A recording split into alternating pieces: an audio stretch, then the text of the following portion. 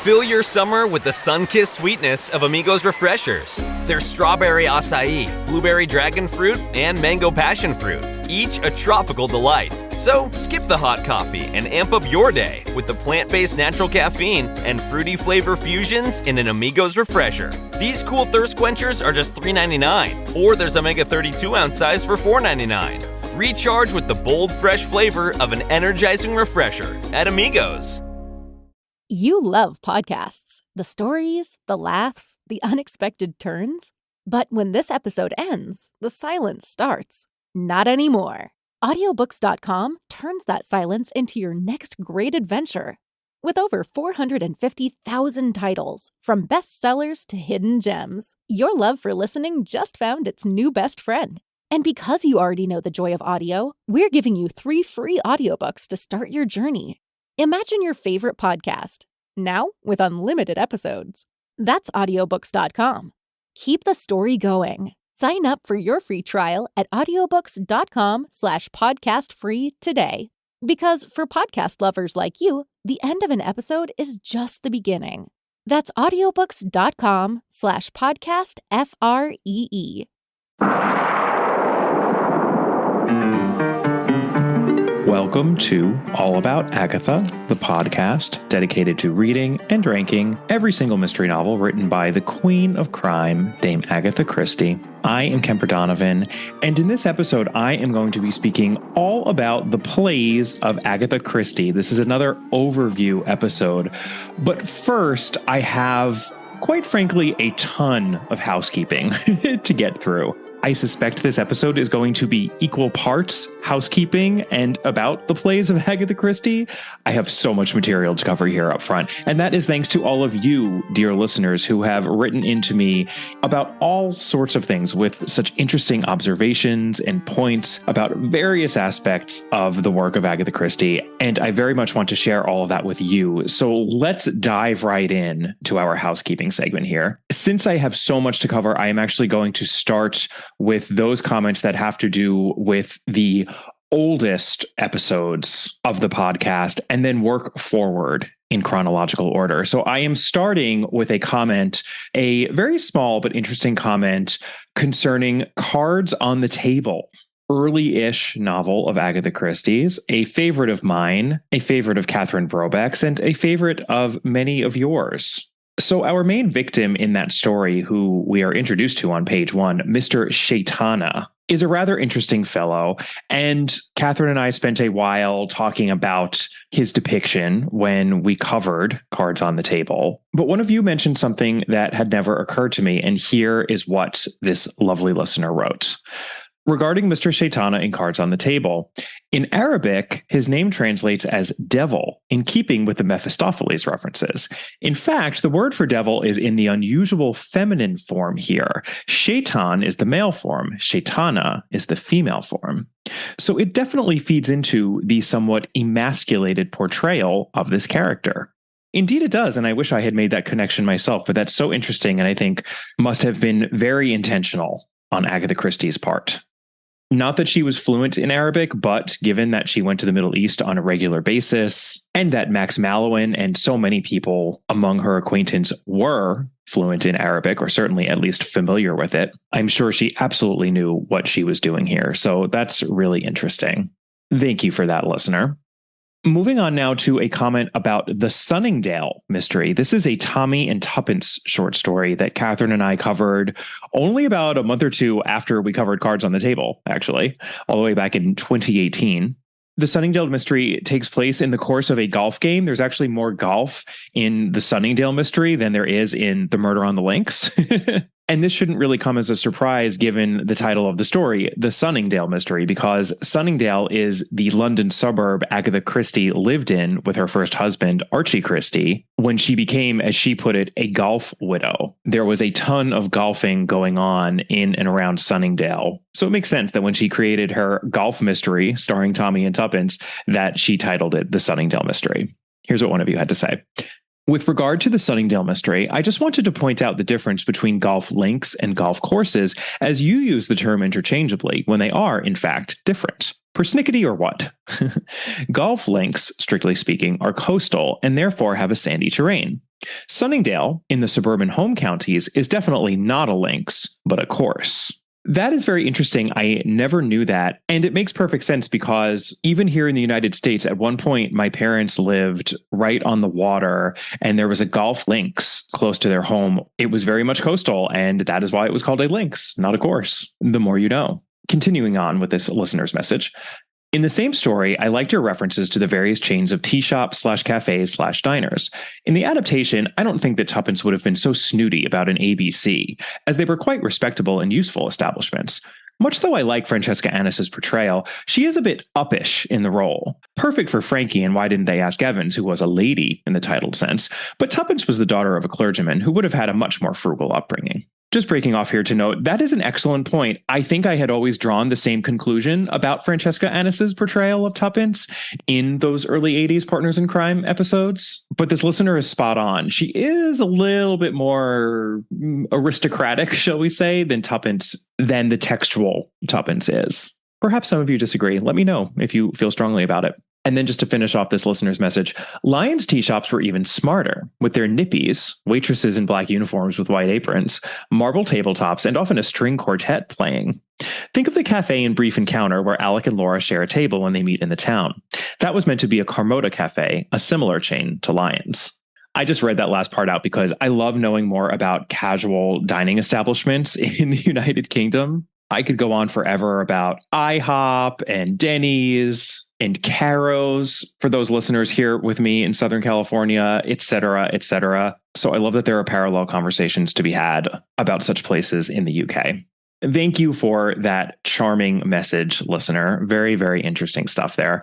All right, moving on now to some much more recent episodes. This next comment is in response to a theory that was aired when I was covering the final Miss Marple short story to be discussed on this podcast, Sanctuary. We were talking about the parentage of Bunch Harmon, whether she could possibly be the daughter of the Vicar and Mrs. Dane Calthrop, which was a theory that I believe two separate listeners independently came up with around the time that I was covering that short story. Anyway, this listener is not so sure, and here is what he had to say.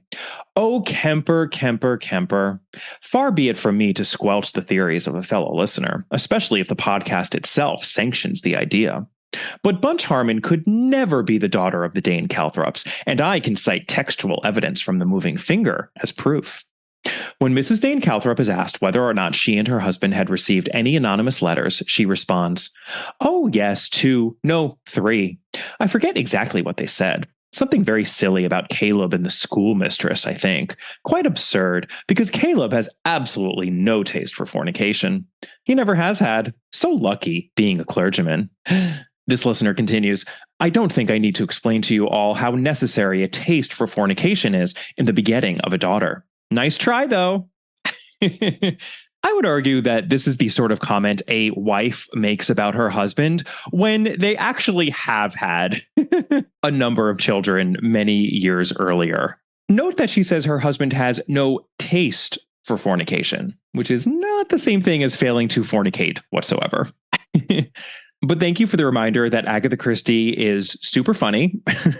And I'm afraid, dear listener, that your argument backfired, because now I am more convinced than ever that the Dane Calthrops did spawn our beloved Bunch Harmon. It's officially All About Agatha podcast canon. Bunch Harmon is the daughter of the Dane Calthrops. Moving on. One listener wrote in with a comment on both the ableism in Agatha Christie episode and the Star Over Bethlehem episode. And just a spoiler warning here, but if you haven't yet read Curtain, then fast forward a minute or two. The episode that she is referencing in the beginning of this message is Star Over Bethlehem. Throughout the episode, I was put in mind of Curtain, so much so that when you came to identifying the angel, I actually said aloud, Norton.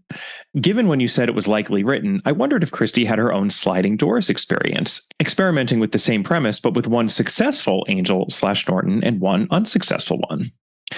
Bible stories are not my strong suit, but viewing Norton through the lens of the serpent in the Garden of Eden led me to look at the Poirot of Curtain from a biblical perspective, too. I saw a man who rose again, from his wheelchair, but also from his supposed mental decline, who committed an act in order to save others, and who had to sacrifice his own life in order to carry it out. I guess you can see where I'm going here. Mixing references to the Old and New Testaments seems apt given the multiple references to Poirot's first book in this, his last, and it adds an extra dimension to Christie's desire that no future writer should resurrect Poirot. Some very interesting thoughts there. I love the notion of comparing Norton to the angel in Star Over Bethlehem and looking at Poirot through a biblical lens, which I'm sure Agatha Christie herself did as well. We have more on Star Over Bethlehem from another listener. Sarah mentioned several times the paucity of primary source material about Lucifer/Satan in the Old and New Testaments. That, of course, would be Sarah Hinlicky Wilson, my fabulous co-host for the Star Over Bethlehem episode. By contrast, Satan is the central figure of Milton's Paradise Lost, which I'm sure would have been familiar to Dame Agatha. Superficially, there are links between Star Over Bethlehem and Paradise Lost, Satan disguising himself as another angel, the temptation scenes, and Adam's vision of the future granted by an angel. Milton's masterpiece is perhaps not as widely read today as it was, but I wonder whether Dame Agatha might have expected readers would recognize some of the allusions. That is such a good point, listener. Sarah and I talked about how Christie seemed to be referencing not only the Bible, but perhaps Dickens as well. And I think Paradise Lost is another reference that would have been uppermost, if not topmost, in her mind and the minds of readers of this story. I was an English major in college. I definitely had to do a close reading and analysis of Paradise Lost at least once, if not more. I hope that people still read it today, if not in high school, then at least in college, certainly at least if they're majoring in English. But that was just too good of a reference point for Star Over Bethlehem for me not to share it with all of you. So thank you for that, listener. Moving on now to my Ranking the Murderers of Agatha Christie episode. In general, I have to say, I heard from a number of you who had some interesting quibbles with me about what constitutes a murder in an Agatha Christie novel, and that is definitely extremely debatable. I also heard from many of you who had different results when you went through the bracket that I created. Fast forward for 1 second if you haven't yet read A Murder is Announced, but a number of you ended up with Charlotte Blacklock, which I think is extremely defensible as the champion of murderers, the murderer of murderers. I very much approve. Another listener pointed out the fact that our uber murderers in And Then There Were None and Curtain are literally murderers of murderers. The same could be said for Murder on the Orient Express as well, and perhaps even for elements of Cards on the Table, A Caribbean Mystery, and The Murder on the Links. This was cited as a reason for why the murderer or murderers from among these titles should win. That, too, I think, is a defensible line of reasoning, alternate to what I did when I was making my own way through the bracket. There are so many permutations. This is obviously part of the fun of the exercise, in the same way that there are so many different ways to rank all 66 of Agatha Christie's full-length mystery novels. There is no definitive answer, and I love the fact that so many of you engaged with it and shared your alternative solutions, I'm using air quotes here, with me. So thank you for all of that. There were a couple of responses that I just wanted to highlight. So this first message is going to spoil The Moving Finger. I would suggest fast forwarding a minute or two if you haven't yet read The Moving Finger. Hi, Kemper. Whilst I enjoyed your recent Murderer Rankings episode, I couldn't help but notice that once again, you did The Moving Finger dirty by eliminating Mr. Symington in the first round. I won't relitigate why The Moving Finger is such an excellently drawn village mystery, but Mr. Symington is one of the Christie murderers that has lurked in my mind since the first time I came across him. There is something so deeply chilling about the gray but outwardly kindly solicitor coolly planning his wife's murder for months and constructing an elaborate, vicious smokescreen of deeply nasty poison pen letters sent to his neighbors and friends of many decades. That's before we even get to the violent killing of his young maid, attempted murder of his stepdaughter, and willingness to see another woman who loved him wrongly hanged for murder. To my mind, the contrast between the outer respectability and the inner depravity is one of the sharpest Christie's pen ever drew, and it gave Miss Marple one of her best lines. When gentlemen of a certain age fall in love, they get the disease very badly. Well, listener, thank you for that spirited defense of the murderer in The Moving Finger. I really appreciated that. And while The Moving Finger is still not one of my favorite Christies, I wanted to give it a little bit of room here on the podcast for a passionate defense by someone other than myself. So thank you for writing in with that. All right, this next comment touches on both Cat Among the Pigeons and Taken at the Flood. So if you haven't yet read either of those titles, fast forward about a minute, let's say 2 minutes, because the next 2 comments have to do with these books. All right, here's the first one. I have one small correction, or perhaps nitpick is more accurate, to something you said in this episode. That Cat Among the Pigeons is the only book with 2 unrelated murderers. This may be true technically, but morally, with regards to the kind of solution to the puzzle it represents, I would say Taken at the Flood counts as well.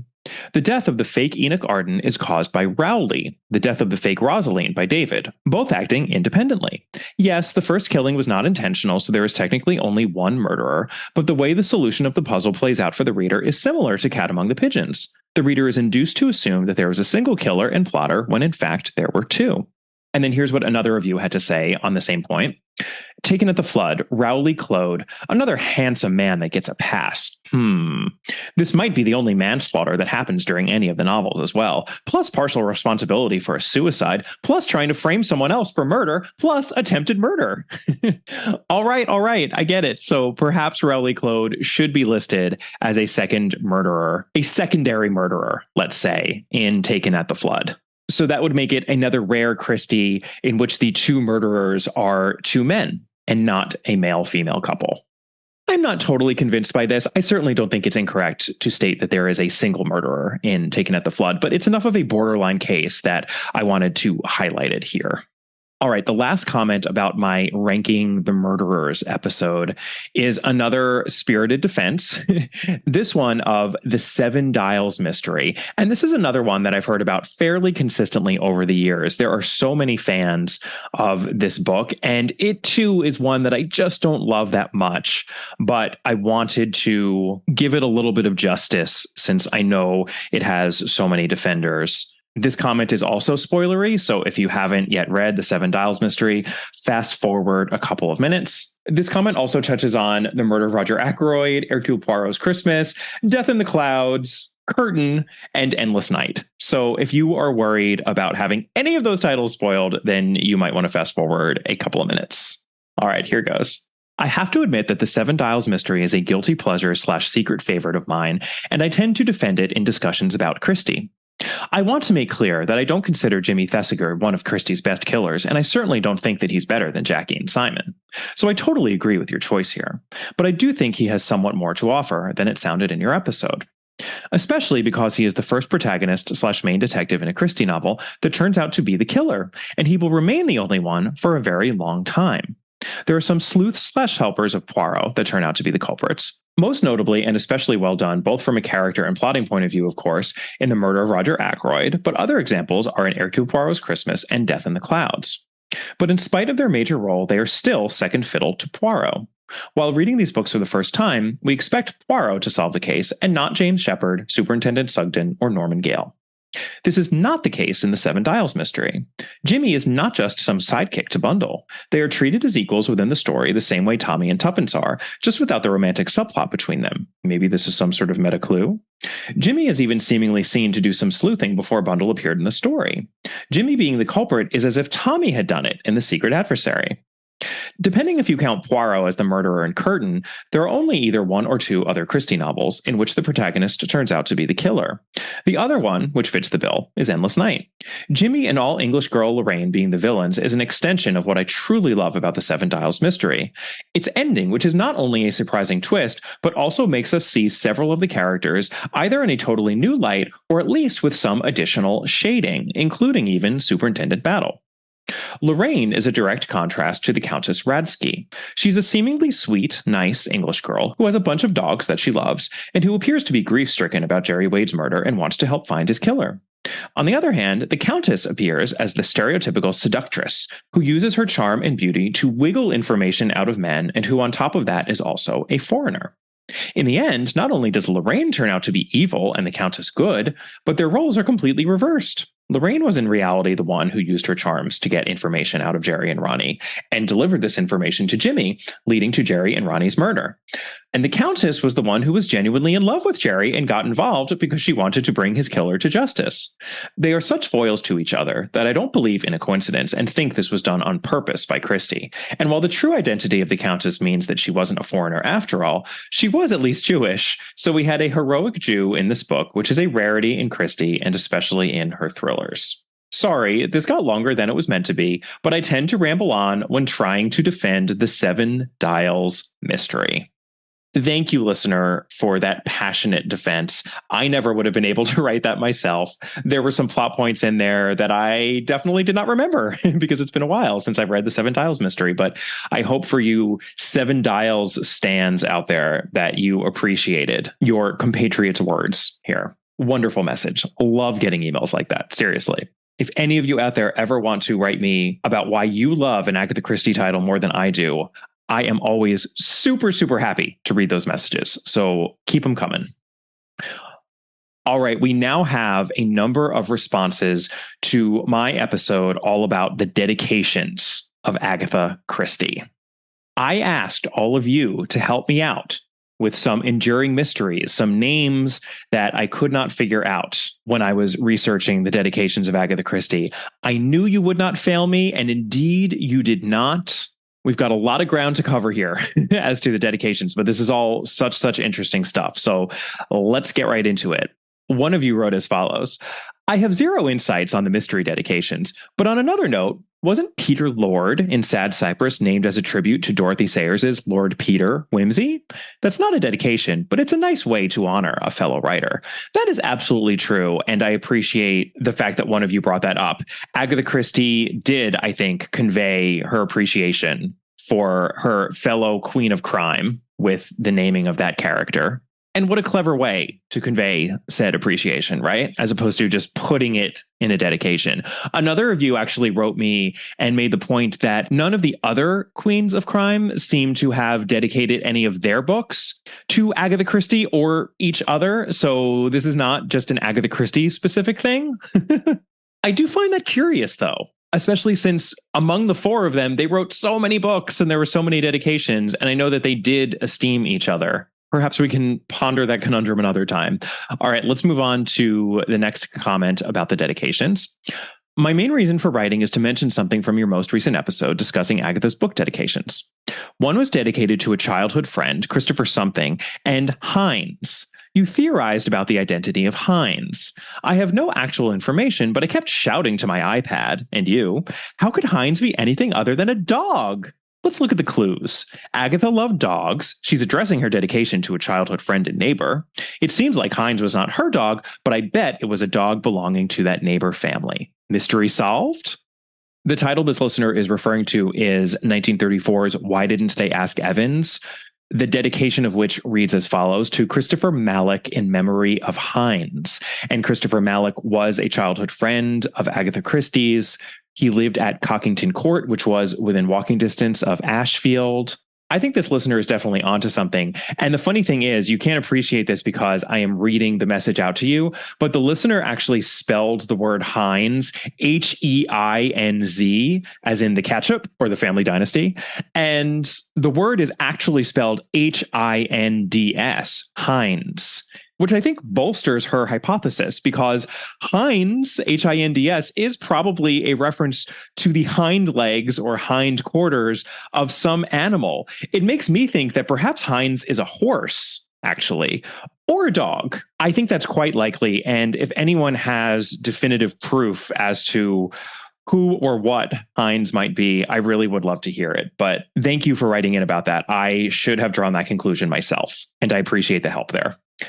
So the rest of the findings that I have to go over as to the dedications of Agatha Christie all come from one listener who really went above and beyond in the search for these mystery dedications that I identified at the end of my episode about the dedications of Agatha Christie. She enlisted her mother's help as well. They were looking at genealogical records online. I got screenshots of handwritten birth registers, links to various works of art. This listener just really brought it. And I'm so grateful because she and her mother found out a lot. Let's start with Ormond Beadle, who was the dedicatee of Death in the Clouds, published in 1935. My A+++ listener writes, this one is all thanks to my mum. She found that Max and Ormond were both at New College, Oxford at the same time, 1921 to 1925 and 1920 to 1928, respectively. It doesn't provide the means or motive of why he got a dedication, but does provide the opportunity. I love it. Next up, we've got Geoffrey and Violet Shipston, the dedicatees of Three-Act Tragedy, published in 1934. Can you tell that I like saying the word dedicatee? The listener writes, in the 1921 census, the Bramford Shipstons were staying on London Road, Ipswich, with Geoffrey's dad. Geoffrey's occupation was works manager of the Chemical and Dye Works British Pharmacy Oils Limited. However, by 1939, they were living at 37 North End House, Fitzjames Avenue, London, which is about a mile and a half from where Agatha was living. So that puts the same Geoffrey Shipston, who worked as a chemist in and around the First World War, in close proximity to Agatha Christie in and around the Second World War. Those have to be the Shipstons in question, though I'd still love to be able to fill in a little bit more detail as to how they met, why they stayed in touch, etc. This seems to be a rare non-archaeological friendship of Agatha Christie's. Next up, we've got A Murder is Announced, published in 1950. The dedication of that book reads, to Ralph and Ann Newman, at whose house I first tasted delicious death. And I mentioned that there was a Newman family who were quite wealthy and who lived in South Devon. This listener found out a little more about the Newman family, whose lineage can be traced back to the 1500s, when the Newman family were one of Dartmouth's most highly esteemed merchant traders. Their ancestor, Richard Newman, bought the land where the family still lives in South Devon in Blackpool Sands in 1797. And apparently Anne Newman, who is one of the dedicatees of A Murder is Announced, actually opened up the beach on Blackpool Sands where the family lived to the public and ran a sort of shop called the Venus Tea Hut, which was a small wooden hut selling tea and ice creams made by one of their neighbors. Anne also went on to sell homegrown vegetables, homemade marmalade, and knitted bobble hats as well. Apparently, Anne's own daughter, Louisa, helped her out in the cafe and the shop selling these various items. And as my listener notes, this sounds very much like the kind of family who would have come up with a cake called Delicious Death. So I very much believe that Agatha Christie was referencing this long-standing family of South Devon. These were well-regarded neighbors of hers, and it makes sense that she was on a very friendly footing with them and dedicated one of her very best novels to them. Mystery solved. All right, next we have the dedication in At Bertram's Hotel, published in 1965, for Harry Smith, because I appreciate the scientific way he reads my books. I could not for the life of me figure out who Harry Smith was. And it turns out that this is another archaeological acquaintance of Agatha Christie's. Here is what the listener had to say. Following the archaeological theme, I've found a Harry Smith who was an Egyptologist and epigraphist from the early 1950s. There's a Wikipedia article for him, and although I can't find an explicit link between him and Agatha, he was a student of Stephen Glanville and actually worked at Nimrud in May 1960. The director of the dig was David Oates by this time. According to the preface of Max's book, he and Agatha were there 1949 to 1958. But Barbara Parker, to become the second Mrs. Mallowan after Agatha died, definitely was there in 1960 as well. So I think we can put him down as strong possible for a book dedication, not just for the fact he could be an archaeological friend, but I imagine that the analysis required for epigraphy would put it at the scientific end of the discipline, especially when scientific rigor was still a relative novelty to archaeology. Hence the scientific way that he reads Christie's books. And then here's the real kicker, listeners. To add to the likelihood of his being the dedicatee of At Bertram's Hotel, he is the son of Sidney and Mary Smith, the dedicatees of The Moving Finger. And I talked at great length about Sidney and Mary Smith in my dedications episode because Agatha Christie talked about them at great length in her autobiography. So I am completely convinced by this. And I love that Agatha Christie made dedications to two generations of the Smith family, both of which were involved in the world of archaeology and Egyptology. I suppose these things tend to run in families. I'm also a bit chagrined that apparently there was a Wikipedia page just sitting there and I neglected to find it. I should have just put Harry Smith into my search field in Wikipedia and it would have popped right up. And now that I've done that, I will note just one other detail about Harry Smith, which is that he seems to still be alive, listeners. He was born in 1928, which would make him 95. And if he is still with us, I hope he has many more years ahead of him. Mystery solved as to Harry Smith. All right, we've got two more here. Moving on now to the dedication in Elephants Can Remember, published in 1972, to Molly Myers in return for many kindnesses. Here is what my oh-so-dedicated listener found out about Molly Myers. Sir Mortimer Wheeler, a very eminent but not nice-sounding British archaeologist, had a longtime assistant called Molly Myers. She started working for him in the early 50s, and he actually died at her home in 1976, so it was obviously a long and close relationship and in the right time frame to have performed many kindnesses for Agatha by the early 1970s. Wheeler is almost exactly contemporary with Christie, born 5 days before and died 6 months after her. And then this listener got this from, yes, Wikipedia. In January 1968, he visited the Persian Institute with the archaeologist Max Mallowan and Mallowan's wife, Agatha Christie. They're inspecting the excavations at Saraf. So that puts Agatha Christie in extremely close proximity to Molly Myers. This intrepid listener then followed up with a number of other impressive references, such as a record of the eulogy read at Molly Myers' funeral, which was compiled from recollections of family and friends, and another recollection by the president of the British Academy upon her retirement. She worked as principal assistant secretary to the British Academy. Sir Mortimer, at one point, I believe, led the British Academy and was a longtime member, so that tracks. I won't read out all of this, but here was my favorite bit of description about Miss Molly Myers. She was elegant, beautiful, with an upright posture, and always wore the best clothes. Her strikingly long hair was dressed in a bun that she let down at the end of the day, often blowing away the smoke from a cigarette with a glass of sherry at her side. Her home was full of books that she never seemed to read, but seemed somehow to know about as if she absorbed their contents by osmosis. Most likely she knew about them from the reviews she cut out and pasted in the books. She went to the theater often and collected pictures, some family heirlooms, some painted by relatives, and others given by Sir Mortimer. Though she didn't paint or write herself, she had the observational eye of an artist, and in her final years would give running commentaries on the appearance of the clouds, skies, and trees she could see through the windows of her home. Well, now she sounds like a very interesting lady, and I have to say that I agree with this listener who summed up what she learned about Molly Myers thusly. The more I read about her, the more I think she was far too good for her boss.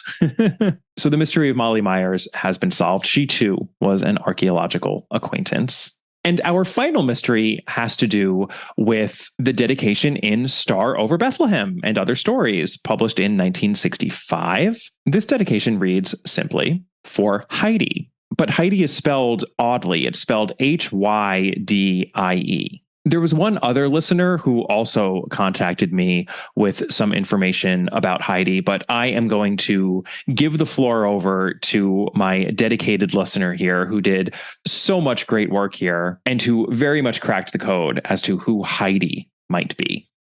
Ulrika Hyde, Hyde, was an illustrator and sculptor whose composite illustrations appeared in the first edition of Foundations in the Dust, a story of Mesopotamian exploration by her archaeologist husband, Seton Lloyd, whom she had met in Baghdad and married in 1943. Heidi, in quotation marks, Hydie, was a former Auxiliary Territorial Service Company commander, driving huge tank transporters across the desert as a Royal Army Service Corps sergeant. She continued driving long-distance runs to Palestine and Tehran whilst living with her husband in Southgate, Iraq. And a few more details here.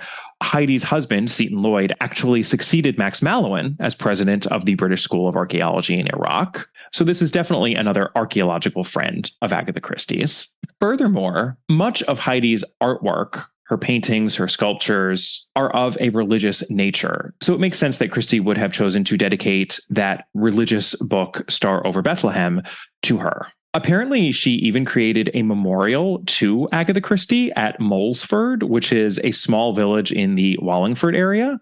My dogged listener wasn't able to find a photo of what this memorial might be. If anyone knows, please get in touch with me because I'd love to know what this memorial was. And I know that my detective listener would as well. This listener did have one theory that perhaps the memorial was the headstone on Agatha and Max's grave. She quoted from Janet Morgan's biography to support this theory. There were difficulties, for example, over her tombstone, the lettering carved by a friend from archaeological days and embellished with cherubs by another. Janet Morgan also apparently thanks Professor and Mrs. Seton Lloyd in the preface of her book for providing memories and reflections. So Heidi was a source used by Janet Morgan in writing her official biography of Agatha Christie. All very, very fascinating. Thank you so much, listener, for your hard work and detective skills there, and for all of your mother's efforts as well. I hope you enjoyed your investigations. I'm actually quite sure that you did, because I could feel the joy that you took in making these various discoveries. So fantastic. All right, that brings us to an end of the housekeeping portion of this episode. Please keep writing into me, and I will continue to share as many of these messages as I can with all of you. It gives me such a great sense of community, and I know that it's one of the aspects of this podcast that Catherine Brobeck loved the most, this sense that we helped build this community of Agatha-philes, Agathologists, whatever you want to call us, and that we can delight in Christie and Christie-adjacent topics together. It's a beautiful thing, and I love being able to celebrate that with all of you by sharing some of these messages. This episode is sponsored by BetterHelp. You know, sometimes I can't help wondering what would have happened if some of the troubled actors in the mysteries we love to read had sought out therapy rather than solving their problems in less, shall we say, constructive ways. And while this would have made those fictional stories rather less exciting, when it comes to our real lives here in the real world, there's no question that therapy is the way to go, because it's helpful in so many different ways.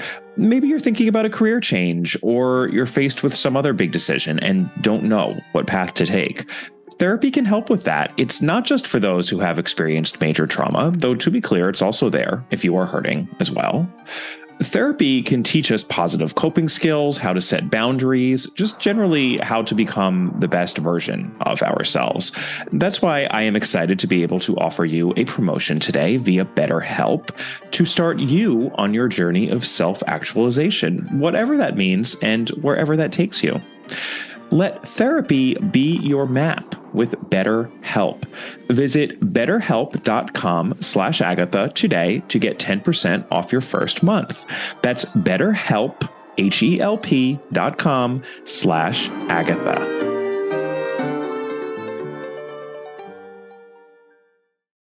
All right, let's talk about the plays of Agatha Christie. I wanted to give a general overview of what Agatha Christie has written when it comes to her theatrical output, because I just don't think that it's done often enough. I'll speak for myself as someone who is very much aware of every novel that Agatha Christie wrote, every short story that she wrote, every work of nonfiction. Until recently, I did not have that good of a sense of what Agatha Christie had written for the stage, because I think, quite frankly, we're not as familiar with it. And there's a bit of confusion surrounding which of quote unquote Agatha Christie's plays were actually written by her, which of them are adaptations of her novels and short stories written by other people, etc. This is something that Julius Green and I talked about when I interviewed him in my last episode. So I just wanted to give you all a general lay of the land, and while doing so, also talk about some of these works that I would like to cover on future episodes, or that Catherine and I have already covered in previous Patreon episodes, or in a few rare instances, previous episodes here on the regular podcast. So we all know that Agatha Christie wrote 66 full-length mystery novels,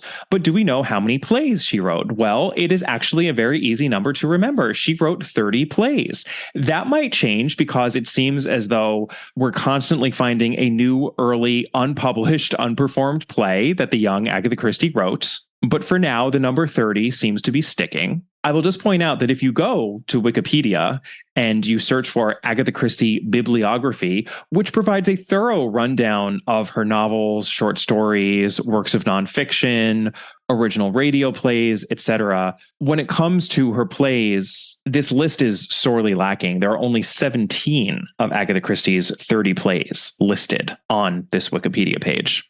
So let's not rely on Wikipedia. Let's instead rely on Julius Green because he has done the work and gone straight to the source. He is personally responsible for having discovered several of these previously unknown Agatha Christie plays while researching for his book, Curtain Up, Agatha Christie, A Life in the Theater. And he very helpfully provides a bibliography at the end of the book that lists all 30 of Agatha Christie's plays in chronological order. Now, that is a very tricky thing to do because many of these plays are both unperformed and unpublished, and to figure out when they were written is extremely difficult, particularly difficult where Agatha Christie is concerned.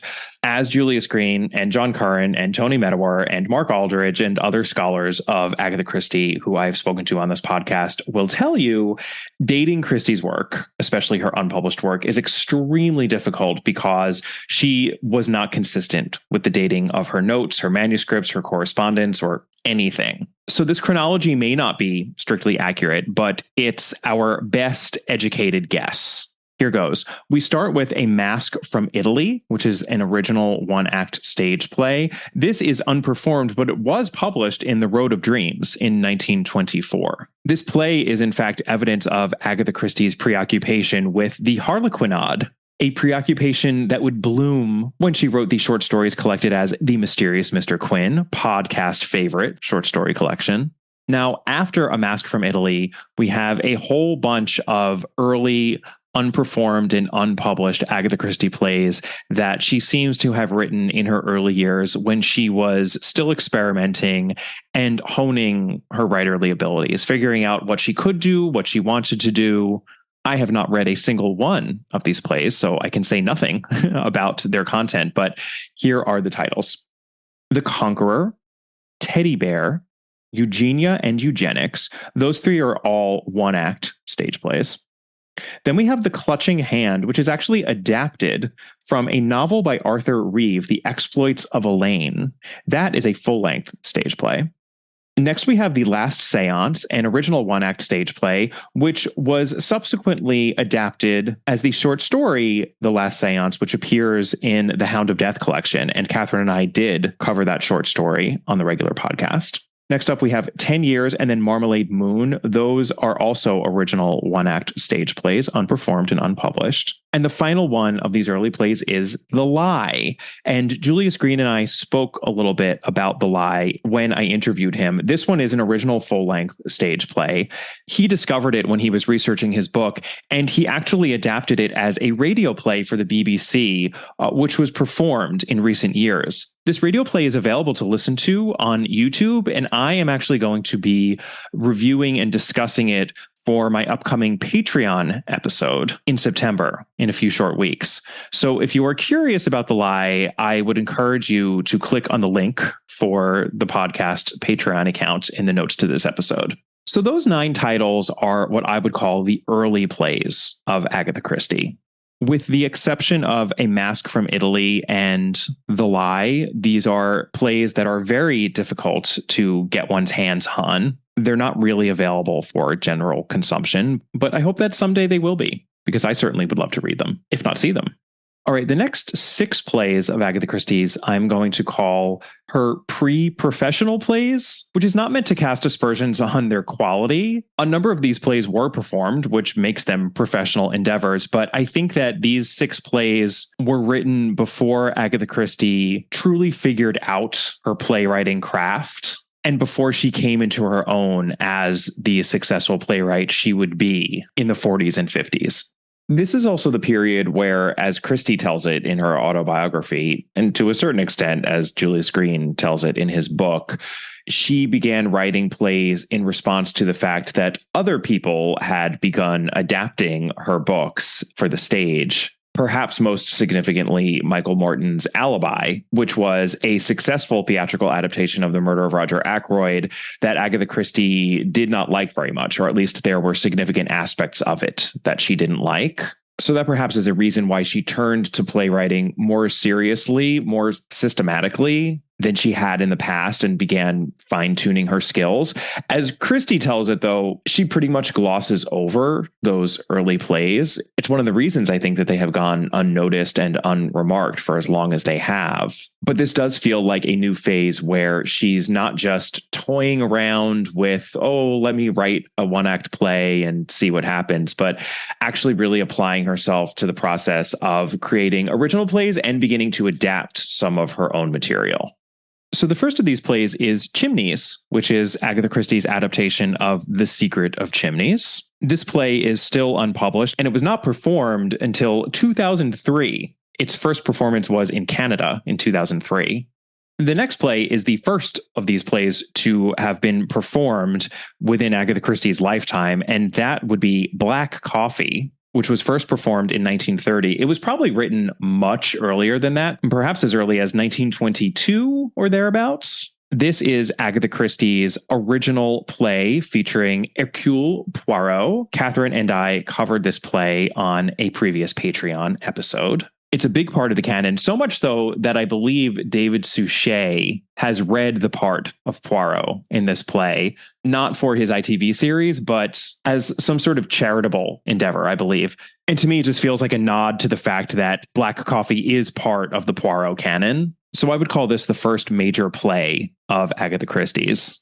The next play is also a Poirot play, and that would be an adaptation of her short story, Wasp's Nest. Many people will say that Agatha Christie never adapted a Poirot story for the stage and kept Poirot in it, but that is technically not true because of this pesky little play, this pesky little wasp. The play was never performed for the stage, but it was performed for television.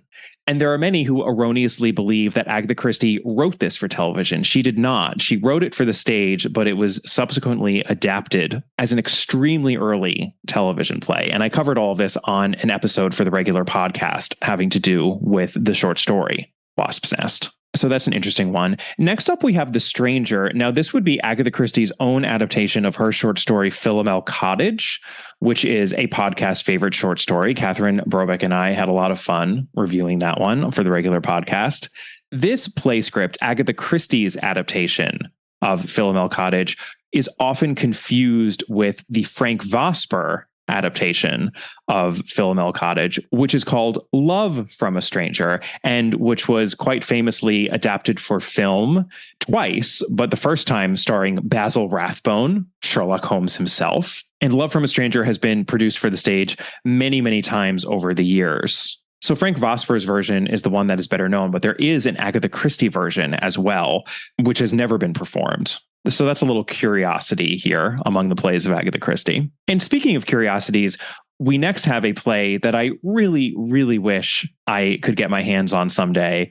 And that is Someone at the Window, an adaptation of the short story The Dead Harlequin from the Mysterious Mr. Quinn collection.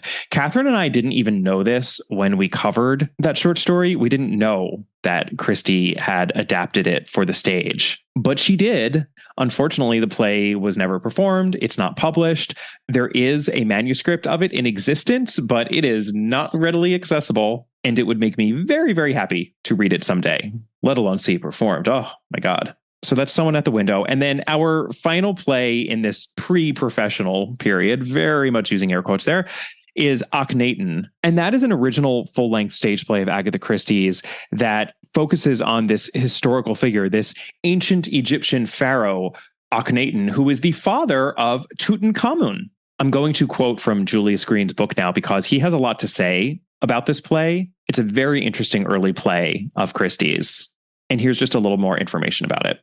Akhenaten, who dreams of a kingdom where people dwell in peace and brotherhood and spends much of his time composing poetry, attempts to promote a pacifist philosophy and to unite the polytheist Egyptians under one god, policies which inevitably do not go down well with either the army or the priesthood.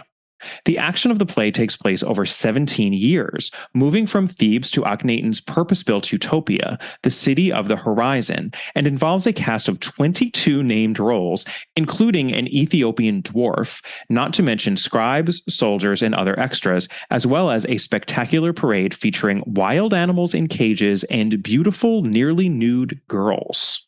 It's apparently kind of good, though. This one was first performed in 1980, so after Christie's death, but I'm happy to say that it is published. So even though I have not yet read it, I certainly will be reading it and covering it either here on the regular podcast or perhaps on the podcast's Patreon account. We shall see. But given that Christie revisited the setting of ancient Egypt in Death Comes as the End and spent so much of her time around Egyptologists, I'm really interested to get into this one and to see what it's all about.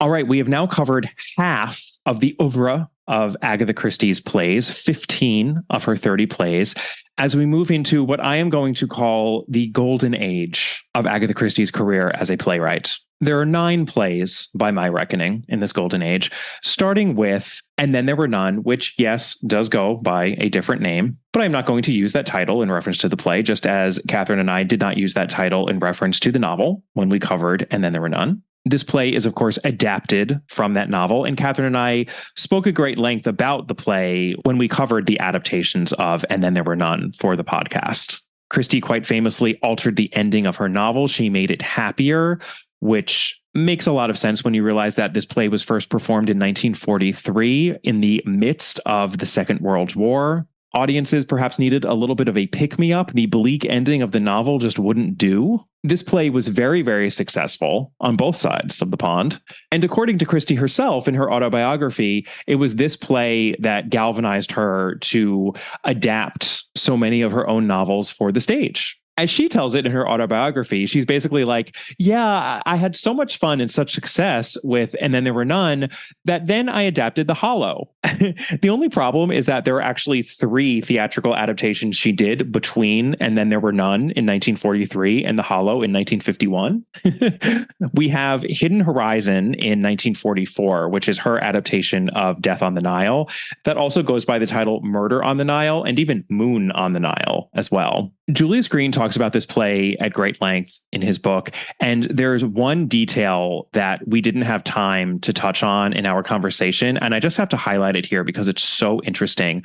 There is an alternate ending to this play that is so wacky, but I think also so interesting for aficionados of the mystery genre, because it's almost like a wish fulfillment ending that every mystery fan indulges in from time to time. So fast forward a couple of minutes if you haven't yet read Death on the Nile, because I'm going to spoil it right now. But basically, we have our detective character in this play who is not Poirot, since this is the first time that Agatha Christie wrote Poirot out of her theatrical adaptation, and it would not be the last. She replaced him with a canon Pennefather, who would be played by Frances L. Sullivan, her good friend. And at the end of Act 1 of this play, the good canon urges Jackie to get off the boat and to avoid a confrontation with Simon and his new wife, who's actually named Kay, not Lynette in this version. And this is what they say to each other. Canon. We are casting off. For the last time, I beg of you, not because of Kay's peace of mind, but for your own lasting peace and your future happiness, get off this boat. Give up this journey. Jackie. I almost wish I could. She speaks with deep weariness. Canon. But you can. There is always a moment when one can turn back before it is too late. This is your moment. I beg of you, my very dear child. Jackie. I wish you hadn't been on board. Canon, urgently. Go now. She takes a step. Simon, off stage. No, Kay, we've got to go through with it. Jackie, her face changing. We've got to go through with it. So that's what we get at the end of Act 1. And then after all has been revealed, Jackie and Simon have been unveiled as the murderers, and perhaps Jackie as the ultimate culprit. And in the standard ending of the play, Jackie is talking to the canon about taking her own way out, which would seem to be a not-so-veiled reference to suicide. There was actually an earlier version of the ending in which it was implied that Jackie did take her own life. But in this standard ending, she has a dagger and she seems to be contemplating whether or not she's going to use it. And then she tosses the dagger out of the window, flings up her chin defiantly, and is taken into custody by the Egyptian police. So that's the way Hidden Horizon actually ends, which is a bit lighter, or at least less upsetting than the way the text ends. But she toyed around with the idea of implying suicide, and she also toyed around with this bananas alternate ending. All right, here goes. Julius Green reproduced the ending in his wonderful book, and I'm going to read it out. Jackie, then I can take my own way out? Canon, if you want to. Jackie, slowly, I see it's to be my choice. There is a blackout. The jabber of voices changed to that at the end of Act 1. Sounds of paddles, bells ring. Lights on again. It is sunset at Shalal, as at the end of Act 1. Jackie standing, swaying, her eyes shut. Canon, I beg of you, my very dear child, go now, before it is too late. Jackie, what did you say? Canon, you're ill. Jackie, no, I've been seeing things, imagining them as they might be. Shivers. Hidden horizon. Simon, offstage. We've got to go through with it now, Kay. Jackie, no, stop. I'm getting off. Runs off. Simon enters. Simon, what's happened? Paddles stop. Canon, Jacqueline has left the boat. Curtain. That's right. Jacqueline de Belfort diddly-ooped her way to earlier in the story to just before she had passed the point of no return and made a different choice and got off the boat and lived, not happily ever after, but she's not dead and she's not a murderer. I absolutely love that. And I think that is an impulse that so many mystery lovers have, especially for books like Death on the Nile, where we are made to identify as intimately as we are with the murderers, or really murderer, I should say, since we're really identifying with Jacqueline. But isn't that great? I mean, I get why that never solidified as the performed ending, but I love that Christie was willing to tinker with that idea. So fascinating. A reprieve for Jacqueline de Belfort. All right, next we have Appointment with Death in 1945, another play based on a Poirot novel that does not include Poirot. And as I've mentioned before, she drastically altered this one in that she actually changed whodunit. Fast forward a minute or two if you haven't yet read Appointment with Death, but in the text, Lady Westholme is the murderer, whereas here Lady Westholme is simply comic relief. Mrs. Boynton, that most hideous of matriarchs, and our murder victim turns out to have actually killed herself and to have planted red herring clues implicating her family, because of course she did. I've never read this play or seen it performed, but this is another one that I'd love to check out at some point. The play is also often noted for the fact that Joan Hickson was in the cast of its West End debut, a much younger Joan Hickson, and Christie is said to have written her a note after seeing her in this play, wishing that someday she would play Miss Marple. Love it. Next, we have 1945's Towards Zero. Now, Towards Zero is not a Poirot novel. It is often misremembered as a Poirot novel, including by me, but it features Superintendent Battle. It does not feature Poirot, and the play, of course, does not feature Poirot either. But this is one of those instances where there's a great deal of confusion because there is a better known adaptation of Christie's novel Towards Zero that is written not by Christie, but by Gerald Verner. That is a version that was performed in Christie's lifetime, whereas Christie's version was only performed for like a week at the Martha's Vineyard Playhouse in Martha's Vineyard in Massachusetts here in the United States. However, and this is so exciting, but at the International Agatha Christie Festival in Torquay this September, on Friday, September 15th, there is going to be a costumed and rehearsed reading of this play. The reading is the official birthday celebration event at the festival, since, as many of you know, September 15th is Agatha Christie's birthday. By the way, it's also my husband's birthday. Coincidence? I think not. Although this means that now I'm never at home for my poor husband's birthday, alas. Anyway, the reading is going to be introduced and directed by Julius Green. I obviously cannot wait to attend this. I just checked and it looks like there are still tickets left. So click on the link I will provide in the notes to this episode if you'd like to see about going. Again, it's on Friday, September 15th, and it's at 7:30 p.m. at the Palace Theatre in Paignton, which is in the area in Devon, right smack in the middle of Agatha Christie land for sure. It would be lovely to see you there one day after my own event at the festival. So I just want to note that. But after those three post and then there were not adaptations, we do come to 1951's The Hollow, aka The Suspects. It was called The Suspects when it appeared on Broadway. And this is an Agatha Christie adaptation of an Agatha Christie novel that is quite beloved by many theater aficionados. I don't think it gets the acclaim that it seemingly deserves. I will admit I have not read or seen it myself, but I am determined to become better acquainted with it. So you will be hearing more about this theatrical adaptation of Agatha Christie's in the future. All right, so The Hollow was first performed in 1951. And then 1 year later, we have what many regard as the pinnacle, at least in terms of commercial success, of Agatha Christie's theatrical career, which is The Mousetrap, first performed on the West End on the 6th of October, 1952, and still being performed every night. We do not count the COVID interregnum. The Mousetrap is the Energizer Bunny of the theatrical world.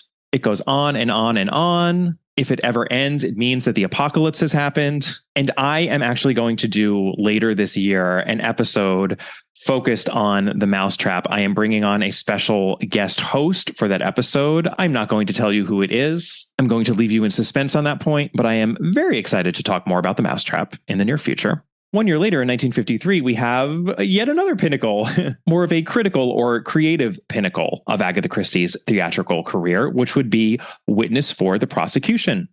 Catherine and I spoke about this play and the short story on which it is based when we covered Witness for the Prosecution in a very early episode on this podcast.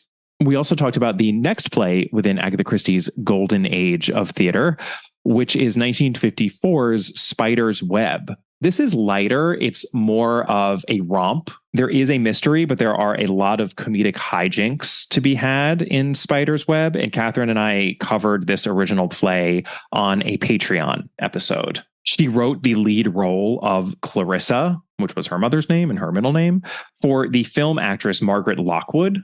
Christie didn't do that often, write roles for specific people, but she certainly did that here. And Spider's Web is a personal favorite of mine. I quite enjoyed covering that play for the Patreon account. There are also some televised film adaptations of the play. I believe there are two, neither of which blew me away, but the play is a delight.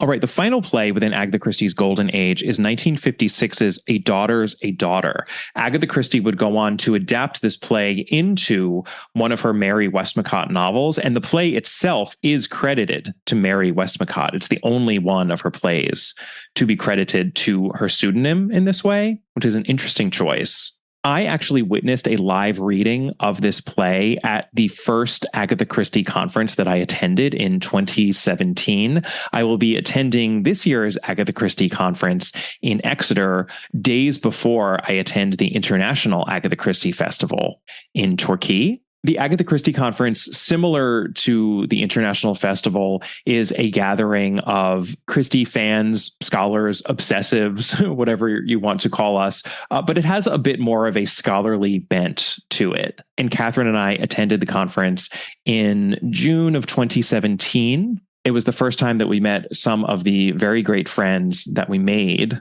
in the course of hosting this podcast. I have such fond memories of that conference, and I'm so glad that I'm going to be able to attend this upcoming conference. And I remember loving the play when I listened to the live reading, but I have not read the Mary Westmacott novel, A Daughter's a Daughter. I will be covering that at some point for the podcast's Patreon account.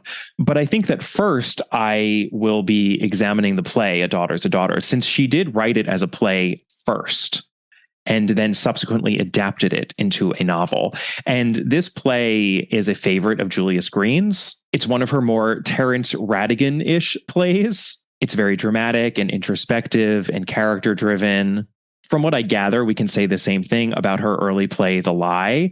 I'm sure that we can also say the same thing about her play, The Hollow, because the novel, The Hollow, is also very Mary Westmacott-ish. The line between Agatha Christie and Mary Westmacott is not a well-defined one. It can be quite blurry at times. And I'm really looking forward to reading A Daughter's a Daughter, both in play and novel form.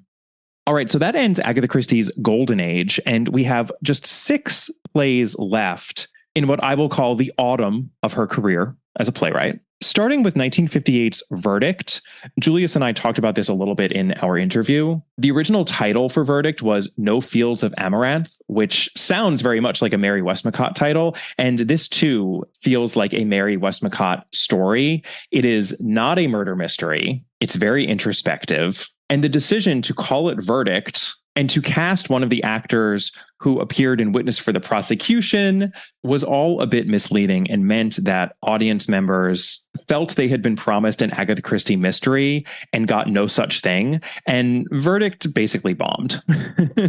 This is why I chose this play to begin the autumn of her career, because despite all the successes Agatha Christie had in the golden age of her career as a playwright, she did not have as many successes in the autumn of her career, which is a very different trajectory from her career as a novelist, even though there are some who would claim that her later novels are of lower quality than her earlier and mid-career novels. I am not one of them. I actually think that she wrote several gems in her late career, Endless Night and Nemesis among them, even though she has some major detractors when it comes to her output later in her career as a novelist. There's no denying that she continued to be a huge bestseller as a novelist all the way through to the end of her life. People could not get enough of Agatha Christie, and it did not matter how those books were reviewed. They sold like proverbial hotcakes.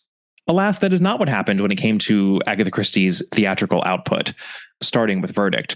Though her next play, which is The Unexpected Guest, also first performed in 1958, was more of a return to the kind of Agatha Christie fare that people had come to love and expect, more along the lines of Witness for the Prosecution and Spider's Web and The Mousetrap. Catherine Brobeck and I covered The Unexpected Guest for the podcast's Patreon account. This play was also mentioned on the episode that I did with my 3 guest co-hosts all about ableism in Agatha Christie, because it has some of the worst instances of ableist depictions within the Christie oeuvre overall. But even so, I think The Unexpected Guest is a rare success within this autumn of Agatha Christie's career. Next, we have Go Back for Murder, which is her adaptation of Five Little Pigs. It does not feature Hercule Poirot, of course, and I am embarrassed to admit that I have never read it and have no familiarity with it. I realize this is shocking, since Five Little Pigs is the #1 ranked Agatha Christie title on this podcast, and I will have to rectify this ignorance by reading the play, at which point I will discuss it with you. But from what I can gather, it was not a success. It is not one of Christie's best. So that was in 1960. And then in 1962, we have Rule of Three, which is a grouping of 3 original one-act plays. She was going back to her roots and writing some one-acts. The Rats, Afternoon at the Seaside, and The Patient. And these are not all created equally, from what I understand. I am also very interested to read these plays and cover them in more detail.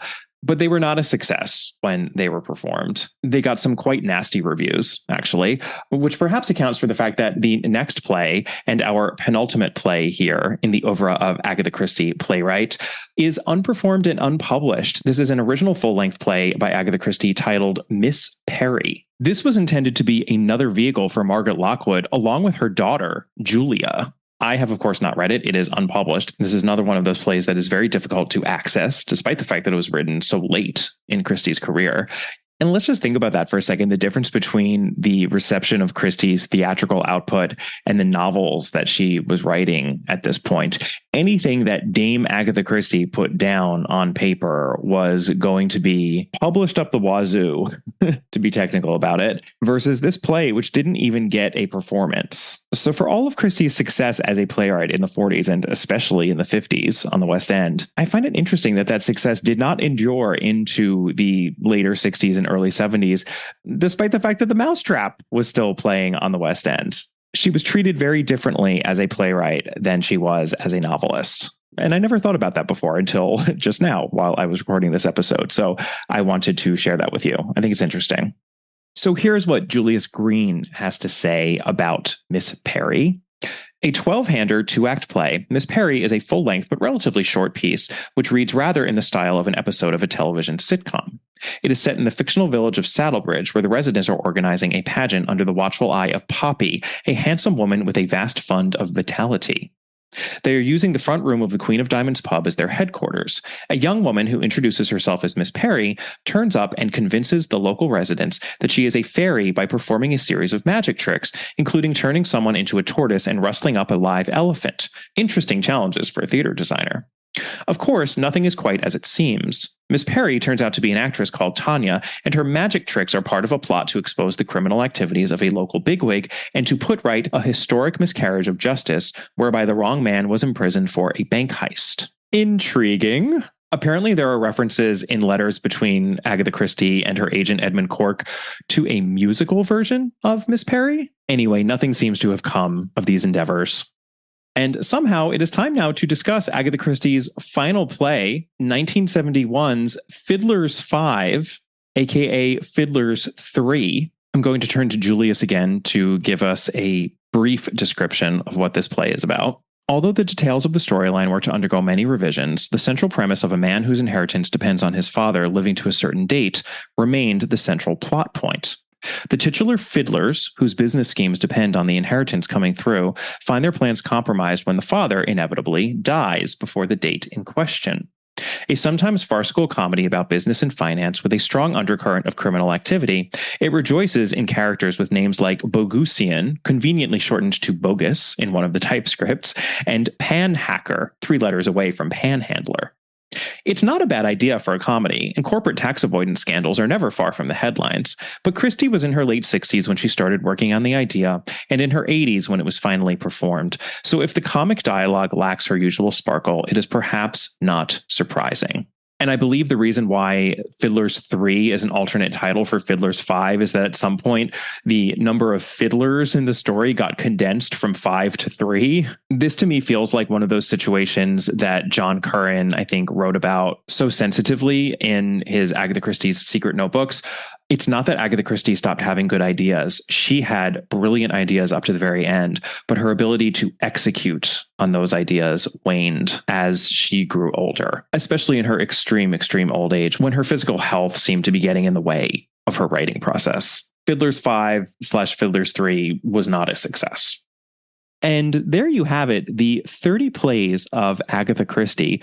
Quite the mixed bag, but there is obviously so much to celebrate in there and so much that has not been covered yet on this podcast, which is why I just wanted to give you all an overview of what is out there when it comes to the plays written by Agatha Christie, some of which are based on her texts, others of which are original. And there's even one that is an adaptation of someone else's work, which is the only time she did that other than that lengthy film adaptation she apparently wrote of Charles Dickens's Bleak House. So much interesting stuff in here. There's much more to come on this front, but consider this episode an attempt to provide a solid base, a foundation upon which we can examine some of these works in greater detail. I just said that the plays of Agatha Christie are a mixed bag. This episode was very much a mixed bag as well, but I hope that you appreciated my mega housekeeping segment. Please do keep those emails coming to allaboutthedame@gmail.com, and I hope that I have whet your appetite for the plays of Agatha Christie, because I will be speaking a lot more about them. This was episode 2 of my 5-part series all about Agatha and the theater, but I'm realizing now that I'm at the end of episode 2 that this series is likely going to be a lot more than 5 episodes because I have so many plays of Christie's that I want to cover. So let's just call it a multi-part series, shall we? 2 episodes down, many more to go. In addition to emailing me and visiting the podcast's Patreon website, there is a link in the notes to this episode. You can find the podcast on Twitter at allaboutthedame and on Instagram at allaboutagatha. Please give the show a rating and or a review wherever you're listening to it if you haven't already. It really helps me out, and it's another means of communication between you and me, so I always appreciate seeing a new rating or a new review popping up. Thanks so much for those. All right, see you next time. Bye.